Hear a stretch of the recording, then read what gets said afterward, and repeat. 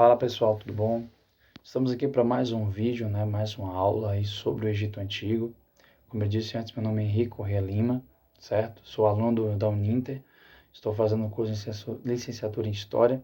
Estamos aqui estudando sobre esse tema muito importante para a história mundial, para nosso próprio conhecimento também, pois a história dessa civilização, deste povo, tem muita relevância e significância para a nossa sociedade, seja na área de conhecimentos acadêmicos, seja na questão da ficção, da inspiração à literatura, enfim, a materiais, na arte, na cultura que nós consumimos, certo?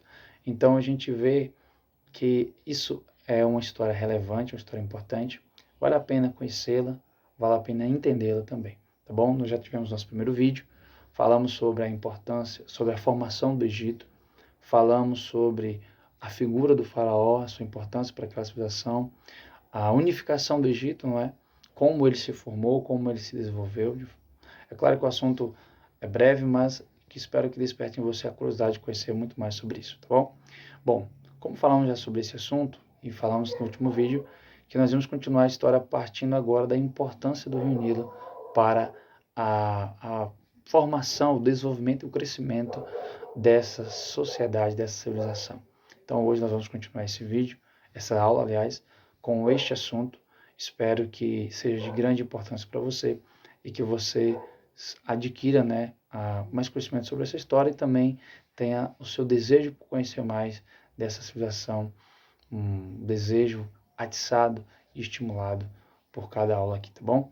Então vamos continuar, vamos para mais uma aula. Então pessoal, estamos aqui continuando mais uma aula sobre a importância do Nilo, para a formação do Egito, certo? Vamos tratar desse assunto nessa aula de hoje, conhecer algumas curiosidades sobre o Nilo e a sua relação com o Egito, com a sua história, sua religião, sua cultura. Heródoto, um historiador grego, havia dito: o Egito é um presente do Nilo. Essa frase, presente do Nilo. Por quê? Muitos pensavam que o Egito só existia por conta do Nilo. O Nilo deu o Egito, a civilização, para os egípcios. Isso por conta da importância desse rio para aquela sociedade, para aquela civilização. Vamos ver o porquê, certo? Aqui nós temos uma foto tirada de satélite, mostrando o desenhar do Nilo em meio ao deserto africano. Você vai ver aí que ele meio que faz como se fosse uma serpente, uma serpenteando no deserto, chegando ali até a foz, a foz dele desembocar no mar Mediterrâneo. E você vai perceber ali o formato de um triângulo na ponta, próximo ao mar Mediterrâneo, que a gente chama de delta do Nilo.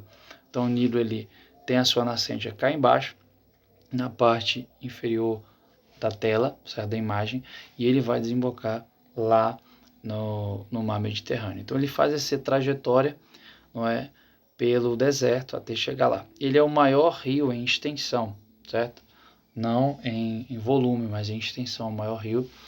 E graças a esse rio, no deserto, você tem essa área verde aí, que é a área cultivável, Graças a essa área cultivável, essa área que pôde ser plantada, esse desenvolvimento da agricultura, que foi possível aos egípcios criarem essa civilização no meio deste deserto. Você vai perceber dos lados só areia, só deserto, e nada de vegetação, apenas nessa areazinha que é onde há o curso do rio, certo?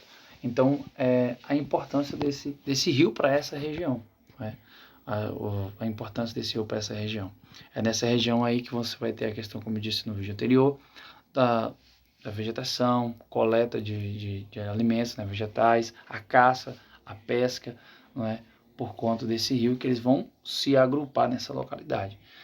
Mas não foi só o rio que levou a isso, o rio fez tudo? Não, o rio não fez tudo, não é por causa do rio que aquela sociedade existe, mas é por conta dele naquela localidade que ela existe naquela localidade, certo? Se o rio Nilo fosse na região bem mais ao sul da África, então ele seria formado lá e não cá. Então, assim, a importância do Egito estar ali é por conta que o Nilo está ali. Então, daí muitos dizerem, né, que o Egito seria de fato um presente do Nilo. Então, o Egito depende muito do Nilo. Até os dias de hoje, como você pode ver nessa outra foto de satélite tirada atualmente, você percebe como o país, né, as cidades, a civilização, as áreas urbanas foram desenvolvidas ao redor das margens do rio Nilo. Você não percebe essa mesma quantidade de luzes, né, que são casas, áreas urbanas, nas outras áreas, né, do mapa, que como o mapa anterior foi mostrado, seriam áreas desérticas. Você percebe, sim, na mesma linha como é traçada a área úmida, a área cultivável, que você pode ver de satélite. Ou seja, você vê a importância ainda do Nilo para essa sociedade nos dias de hoje, certo? Então, o Nilo é algo muito importante para o Egito. Foi e é até os dias de hoje, ok? Então, uma das importâncias do Nilo, como foi dito, foi que foi graças, né, ao Nilo que foi possível desenvolver a agricultura naquela região. Quer dizer que sem o Nilo eles não sabiam a arte da agricultura? Não. Né? As técnicas de agricultura, não. Não é isso que a gente quer dizer. Eles sabiam sim, né, as técnicas de agricultura, eles tinham a capacidade para isso. Alguns estudiosos vão dizer que essas técnicas foram trazidas de fora, que alguns vão falar, não é, que o Egito não foi formado apenas de pessoas da África, mas também de indivíduos, né, de povos e etnias vindos de fora da África também. Mas há outros que defendem de outra forma. Porém, nós vemos que eles sim sabiam, né, usar as técnicas de agricultura. Então não foi por conta do Nilo que isso ocorreu, não é? Foi graças à capacidade humana de saber controlar as forças da natureza que essa sociedade se desenvolveu. Mas não devemos tirar o mérito da importância deste rio, não é? Deste presente da natureza para que aquela sociedade, aquela civilização se formasse ali. Então, o rio Nilo influenciou a questão da agricultura, o desenvolvimento das colheitas, quando colher, quando plantar, né?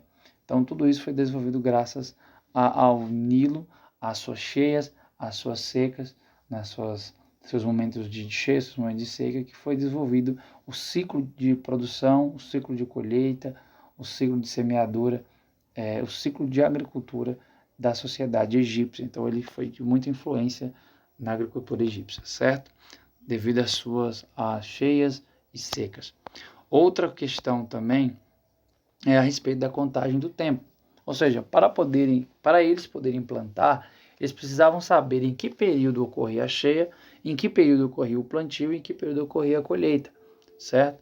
Então, essa análise, não é, de quando começava um período e o outro, através dessa análise eles passaram a contar o tempo deles. Então, o tempo no Egito, né, foi contado, foi dividido de acordo com isso, com a cheia e a seca que ocorria nas águas do Nilo.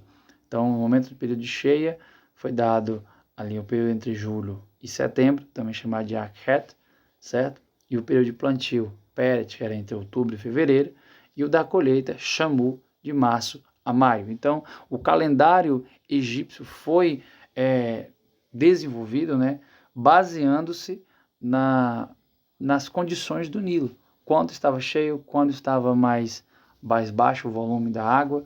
Então, através do Nilo também foi desenvolvido o seu calendário.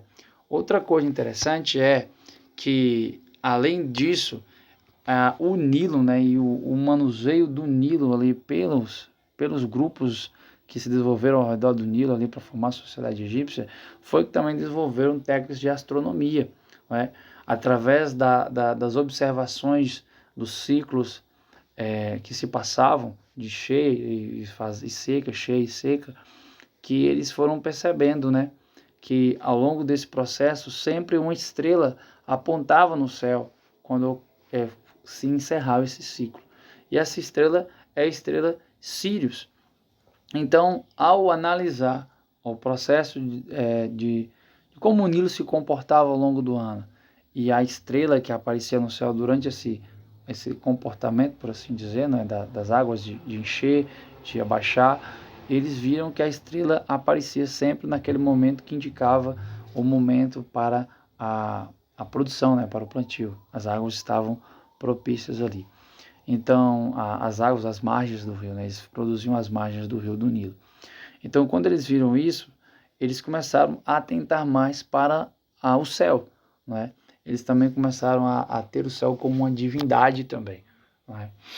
E é interessante que até essa estrela que eles observaram no céu, ela foi associada a uma deusa, a deusa Sopdet, que mais para frente, né, alguns escritos, também vai ser associada à deusa Ísis, né, que também é uma deusa que traz, né, em sua história uma noção de uma deusa reverenciada como uma deusa que trazia fertilidade. Então, a fertilidade tinha a ver com o Nilo, pois o Nilo, as águas do Nilo que tornavam as margens, suas margens férteis para o plantio, para a produção, né, da agricultura.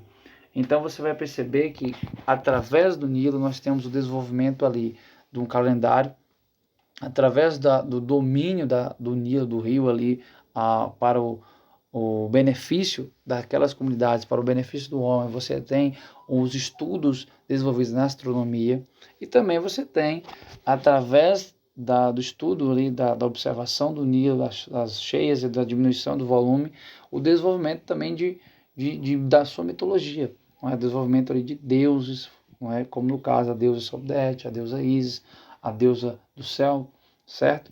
E então você vai ver que isso aqui tem a ver com o Nilo também.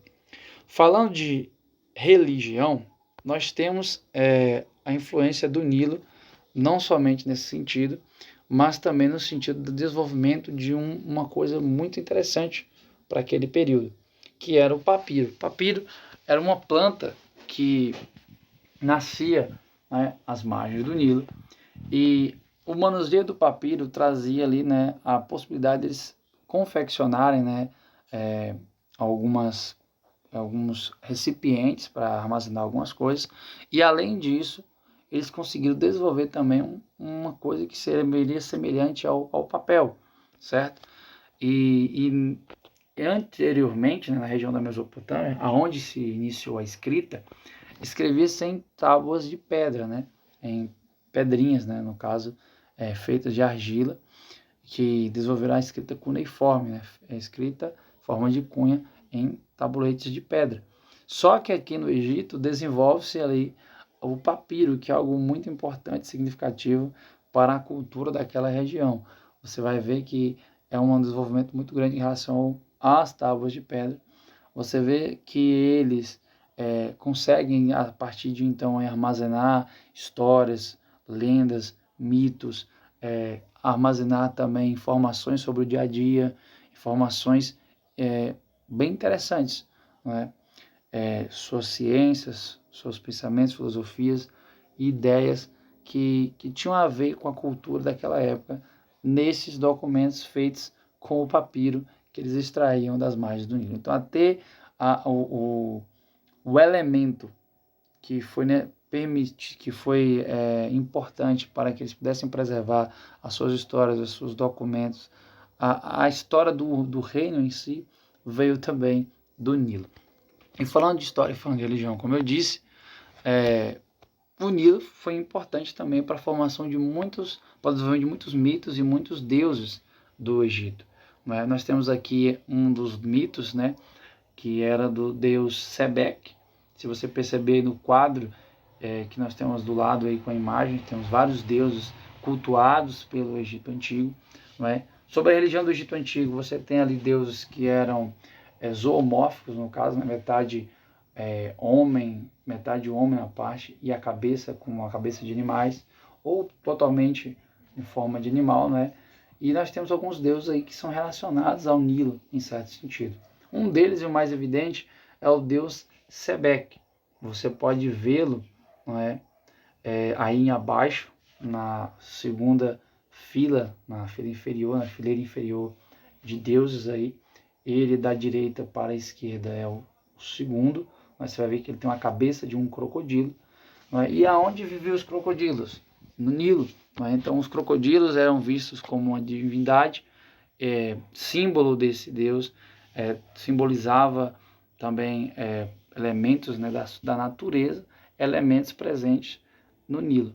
Então o Nilo influenciou também a formação dessa divindade, porque é de um elemento que vivia no Nilo, nas regiões do Nilo, que trazia a fertilidade, que esse animal vivia e habitava, e assim trouxe um certo desenvolvimento de um mito relacionado a esse animal, e aí desenvolve a história do deus Sebeque. Além deles, temos Ísis e Osíris também. Ísis, como eu disse anteriormente, associada à fertilidade, associada também à veneração e ao respeito, né, ao Nilo, a sua fertilidade que o Nilo trazia, a relação também da astronomia, como eu disse, né, da estrela Sirius, que era associada a uma deusa e que posteriormente foi também associada à deusa Ísis. Temos Osíris, que por um tempo também foi associado à fertilidade também do Nilo, certo?